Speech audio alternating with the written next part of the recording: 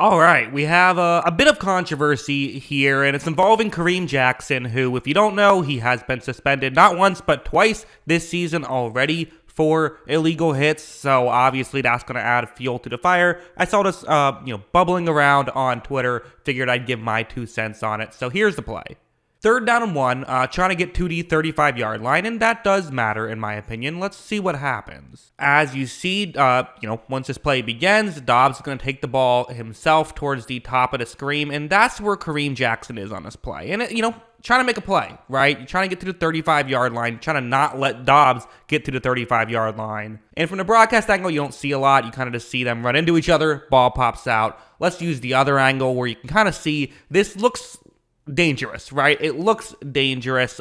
Is it actually a penalty, though? Well, let's always do the important thing of let's look at what the actual rules are before we make any judgments on it. It is a foul if a player, and it's A that we're talking about here, lowers his head and makes forcible contact with his helmet against an opponent. So that's worth noting, right? A lot of people like to bring up helmet-to-helmet contact, but that is not in the rules. It's not about helmet-to-helmet. If you just lower your helmet and make contact with the helmet, it is a penalty. Well, let's see. Does he do that? Well, first, definitely lowers his helmet, right? And you see right here, it appears as though his helmet is the first thing that's hitting Dobbs. I mean, you see that right shoulder. You could argue maybe from this angle, maybe his right shoulder, the one that we can see, is going to hit Dobbs first. Because as you see, Browning was kind of in the way. We just kind of see the ball pop up. But the other angle, I think you can kind of clearly see, in my opinion, that it was not the, to me, neither shoulder hits first. The helmet is what hits first. The helmet is where the primary source of contact was.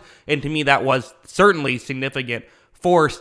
Again, is this a dirty play? I'll let you be the judge. I get that he has a history, but, you're trying to make a play. Tackling a human being isn't easy to do. I'm always willing to say that, who knows? At the end of the day, you're not in Kareem Jackson's head. I'm not in Kareem Jackson's head. What we can do, though, is look at this and say this is a dangerous play and an illegal one and should have been flagged. I'm assuming the ref thought that the right shoulder was the one that made contact. But yeah, to me, that was I think, a blown call by the officials.